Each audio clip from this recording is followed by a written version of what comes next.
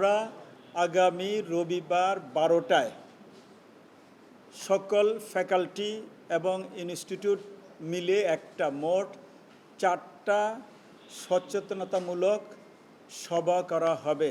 সেখানে আমাদের কমিশনের পক্ষ থেকে ছাত্রছাত্রীদেরকে আগ্রহী প্লাস ভোটদান কিভাবে হবে সেই বিষয়ে জ্ঞান দিবেন, নলেজ দিবেন, যাতে তারা বুথে গিয়ে অথবা কেন্দ্রে গিয়ে লাইনে গিয়ে নির্বিঘ্নে ভোট দিয়ে আসতে পারে, কোনো প্রকার যাতে জটিলতায় পড়তে না হয়, প্রত্যাহারের কোনো সুযোগ নেই। হ্যাঁ, উনার স্বাধীনতা আছে, উনি কাকে কি করবেন।